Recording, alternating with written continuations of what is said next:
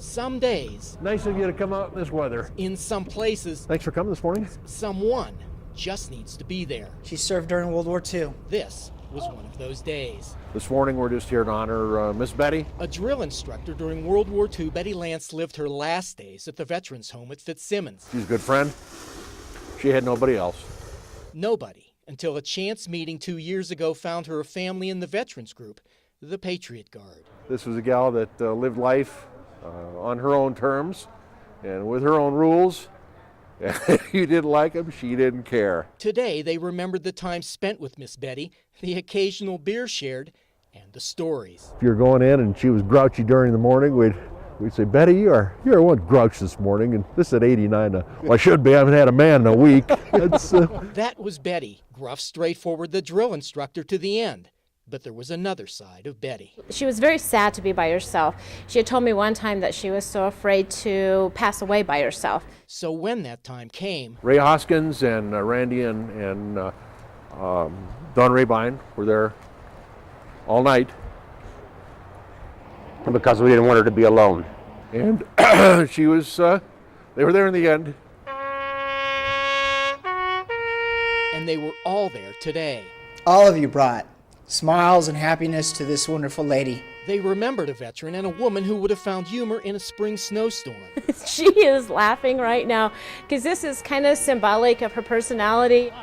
They were there for Miss Betty in life. But we were her people, and she told all the people in the Fitzsimmons that her people were coming and her people would be there. And they were there today.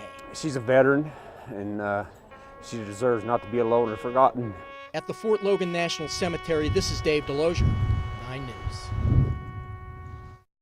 Just start having units get into the scene now. There may still be somebody actively shooting. And then he pulled out a shotgun. I could see it clear as day. And then he just opened fire on the front rows. I watched 2 shots. He shot once, and it just lit up the theater. And then he cocked and shot again. In those seconds, Pierce O'Farrell came face to face with a killer.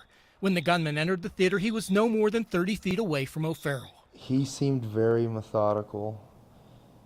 He never once said a word. I never heard a single word out of him. Within seconds, the gunman turned the weapon on O'Farrell and his friend.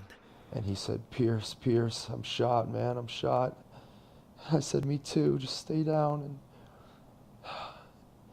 And then he shot me a second time. The gunfire seemed to go on forever. O'Farrell feared his life would not. I thought he was going to kill me. O'Farrell lay motionless on the floor of the theater, hoping the gunman would take him for dead. And he was standing literally directly above me. I could feel his boot right next to my head. And I just had my face down on the ground. And I just stayed as still as I possibly could. And I prayed and I prayed. And he fired off a couple more rounds. And then he left. Pierce O'Farrell is dealing with wounds to his leg and shoulder that will heal. It's the pain he feels for others that may never heal. And that's what I think about all those poor people that didn't make it. In Aurora, this is Dave DeLozier, 9 News.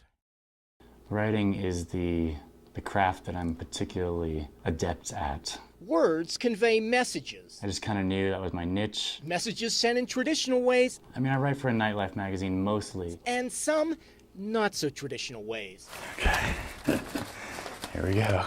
When a 5'9" bee, And I am dressed like a singing bee. comes to your office, But what's not to be excited about? It's the day before Valentine's Day, and we got the busiest singing telegram holiday of the entire year. the message for Emily, well, let's just say, was surprise. When I find myself on a day of romance, Emily, I think of thee. Oh, it was hilarious. Yeah, it was awesome. I wish you were mine, so won't you be my Valentine? The songs are picked by the sender. The words are messages from George. This one's for you, honey. And I call it the Weird Al treatment. We'll just write a custom parody of that song with lyrics all about that person. Here is a kiss because you are so sweet. From bees Elvis has entered the building. Oh, let me be to the king. your Valentine. This day, it's all about a slightly awkward message of love from a husband. Tell me I'm the one you choose. Yeah, it was romantic that he planned something like that to surprise me, because it's different. And if you want different, I have a lot to carry here because I have the bow and arrows too. and who could forget the wings, and the diaper. I don't know if you've ever seen a Cupid with a 5 o'clock shadow and combat boots, but you have now. This message is delivered to a surprisingly enough, somewhat reluctant recipient. Trailers for sale, not rent. I'm as shocked as he is, but I'm better him than me. Congratulations, Larry. Larry Olson. Oh, I love it. It's good because he had no clue. I'm shocked. I'm surprised. I have no idea what to say. People never forget these. Never. They can never be purged from your memory, whether you like it or not. Forgiveness can also be an issue. Well, I don't like them anymore. How's that? So we've been working on this for a while, so it turned out perfect. A perfect message from someone in love with this day. I love love, and I love to be an active participant in this singing telegram game on Valentine's Day. But if you see a grown man in a diaper with wings, where are we going next? The next message may be for you. This is DDelozier, 9 News. It's really pushing up against the I-70 corridor now. Growing to more than 12,000 acres, the Pine Ridge Fire has literally burnt right down to the edge of the Colorado River. Burning in rough open country, the fire is threatening homes in Quebec. Last night, Mesa County Sheriff ordered an evacuation of approximately 50 homes that could be most impacted by the fire. Helicopter and air tankers are being used extensively because fighting the fire in this kind of terrain is flat out tough. Well, there's a lot of things that are kind of against us. One, the weather. It's extremely hot and dry, and the winds pick up in the afternoon, so that makes it more of a challenge. The rugged terrain means it's harder for us to actually get into the fire area in an efficient way. Today, firefighters from around the country started arriving. These crews are from Arizona. There are now firefighters from 9 different states working this fire, some from as far away as Pennsylvania. As we're competing for resources, as a lot of people know, there's a lot of fires going on in Colorado, and we're all starting to compete for the same resources. So far, the fire has burned 3 backcountry structures. There are 35 oil and gas wells in the burn area, but the operators closed them off, which means they are no longer producing oil and gas. With the fire burning so close to I-70, there have been periodic lane closures to the road, something that officials say could happen again if the fire shifts. In Mesa County, this is DDelozier, 9 News. Shanksville is a quiet, blink-and-you'll-miss-it little town in western Pennsylvania, but it found its place in history 10 years ago on September 11th. For you see, it was right here where 40 passengers and crew members of Flight 93 fought back against terrorism. Shanksville has one street. The census says there's 245 people live there. For almost 200 years, history books had little reason to even take notice of this town. Not a whole lot happening in Shanksville. That all changed at 10:03 a.m. on a day none will forget. Coming from just over that ridge, history found Shanksville. United 93, United 903, do you hear Cleveland?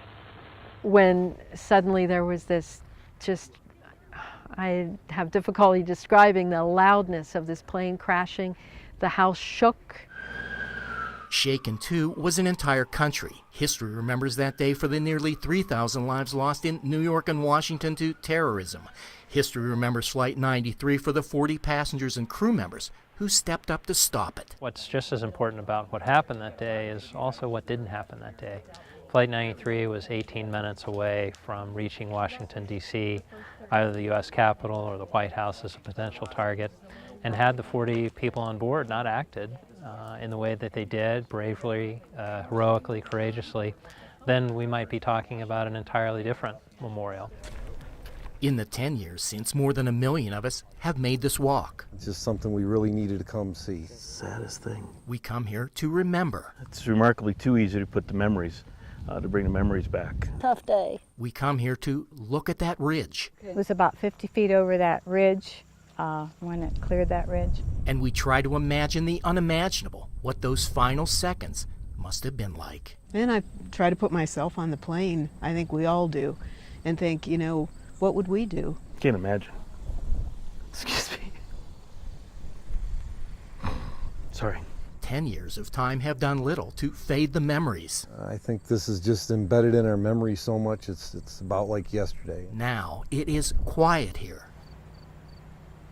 So very quiet. You really do get, I think, a sense of peace out here. 10 years after that day, Shanksville, Pennsylvania is again a quiet place, but it will never quite be the same place because history will never forget. Oh, I think it will always be part of Shanksville. It can't be otherwise. In Shanksville, Pennsylvania. It's a place of history. This is DDelozier, 9 News. It's been 10 years, but to the day we all remember exactly what we were doing, where we were at, and what we were feeling.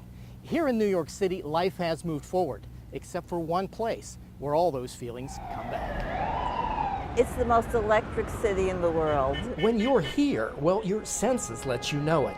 You feel the energy, you hear it, you see it. New York City is a place that goes and goes and goes until you go here. It's a very quiet, peaceful feeling when you go into St. Paul's. Good afternoon. Welcome to St. Paul's Chapel. In many ways, it is a walk into history. This was where George Washington worshipped. But here, there is also a more recent history. You know, this is exactly the way it was that day. That day, September 11th, about 50 yards away, it changed us all. Something like that just touches all of us. In the quiet, you remember what you heard that day. We just had a plane crash into Level 4 of the World Trade Center. In the quiet, you remember what you felt. Engine 1 out, World Trade Center, 1060. Send every available ambulance, everything you got to the World Trade Center now. I remember crying immediately. I remember being very scared. In the quiet, how do we ever forget what we all saw? It's very galvanized for me. I was working at the firehouse watching it on TV. Everybody get out. We had to collapse to the second tower. Everybody's running from there. Here it comes. Get in. Hold on. The bell tolls for all those who died on September 11th, 2001. A reminder of fathers, mothers, sons, and daughters who were lost. And just think about everybody and everybody that passed away in the attacks and everybody that helped in the attacks. It's just really moving. We'll pray together now. All around this quiet place are the sounds of a world moving on. It's so quiet in there. You are out here and it's nothing but cranes and noise of construction, and it's almost dead silent in there. And maybe that's the way it should be. Even as the past is giving way to the future, that day can't be forgotten. And just like this city, when you're here, your senses let you know it. It does. It makes you think about that day. Amen. The tradition here is really important. Being part of this isn't just something you see, it's something you feel.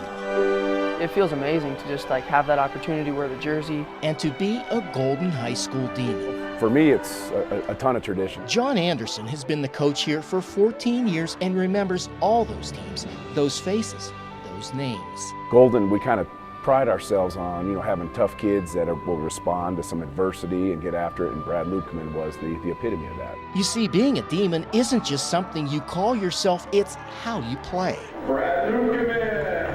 He was good. He was a great player, great Demon player, scrappy player. For me, basketball was high school. And for the 4 years Brad Lukeman played here, well, he was never alone. Scotty was just always just a fixture in our program. The little brother who watched and learned from the big brother until he graduated. A lot of people like to say he's sort of part of Golden basketball, and he's always dreamed of being a Demon. And there you go, right at 7. So when it came time to go to high school, he's just melted right in. There was no doubt where Scotty would go. The doubt was what he would do once he got here. Yeah, I guess I kind of envisioned that probably ending when he got into the high school situation, that he would, be a manager or be probably involved somehow, but I really didn't envision him as a player. But Coach Anderson did.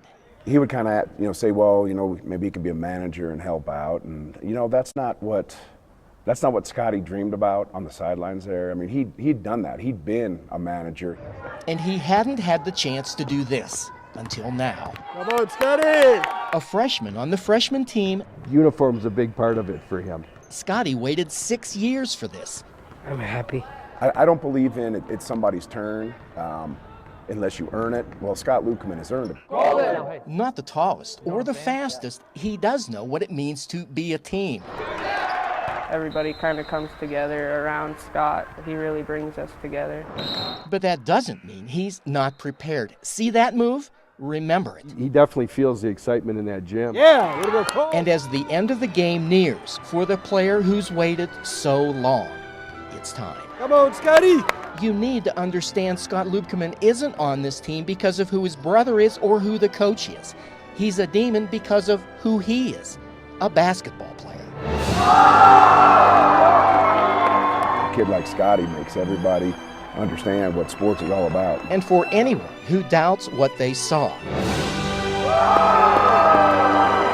will doubt no more. Yeah! 6 years ago, Scott Lubkeman had a dream of being like his big brother, of being a Demon. I think what the biggest thing it does for him is he feels part of something. Something that won't end here. The dream is not to score a basket in a level 3 game. The complete dream is that he's going to play varsity someday and score. But this was just another first step in, achieving that goal and that dream someday, and it was unbelievable. Years from now, the tradition of the Golden High School Demons will still be here, and new students will learn about the teams and the names. That is a name that is pretty important in Golden basketball. And they'll learn what it means to be a Demon. He's been one ever since he came into this gym, and he always will be one. In Golden, this is DDelozier, 9 News.